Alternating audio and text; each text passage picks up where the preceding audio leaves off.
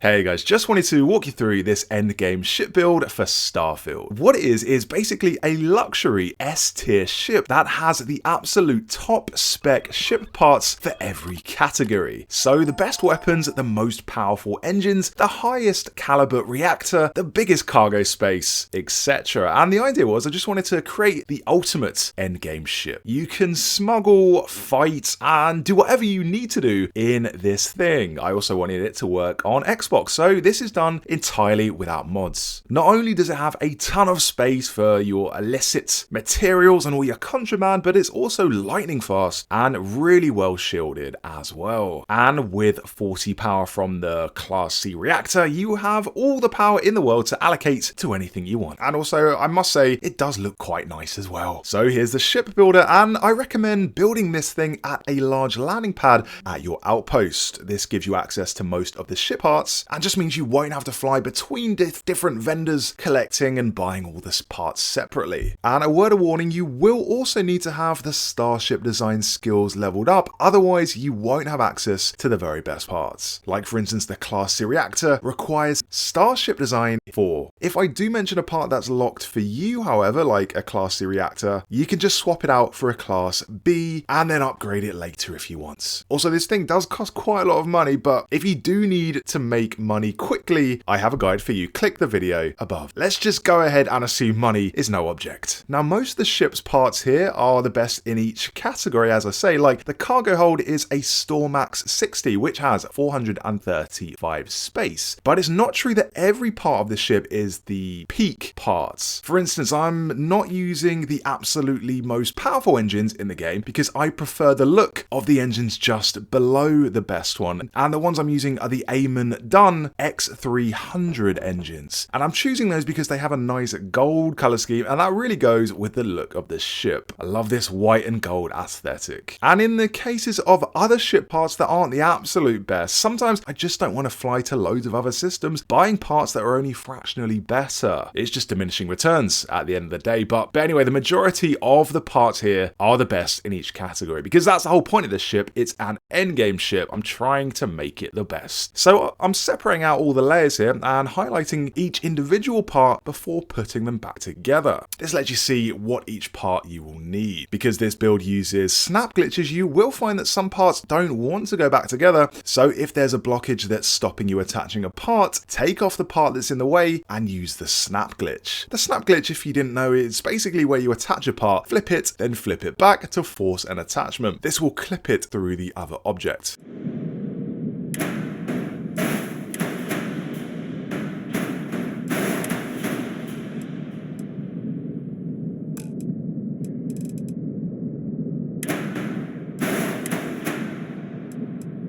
That's the only glitch this build uses though, so anytime you see some weirdness, it's just me using the snap glitch. So again, if you try and put a part on a ship and it's not going, it's because there's one piece in the way. Take off that piece, snap glitch it back on, and everything will fit together. But what I find as I put the ship back together is that there are areas you can improve. So the finished product does not always look exactly like the one you start with. There's always bits you can add and bits you can take off as you go. So if your version doesn't look exactly like mine at the end of the day, don't worry, just do your own thing. As long as it looks roughly like the one I'm building here. The only things I really want from the ship is to have the best equipment across the board and look kind of luxurious, which you can get from the white and gold color scheme. And also the structure bits play a part here, so the gold radiator vents on the wings. Now when we get to the cockpit, there's a special way of attaching that to the ship, which I will show you.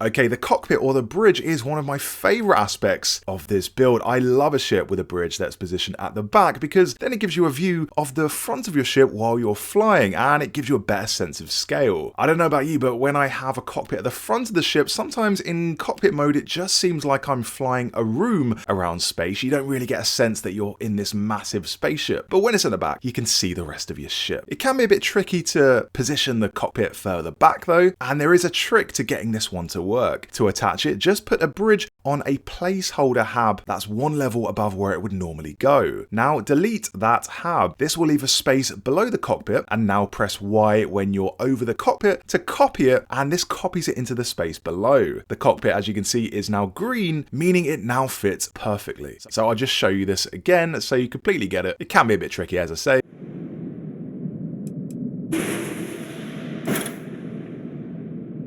And there we go. After we've done a few more bits and pieces, I will show you what weapons we've got, because the weapons are pretty important.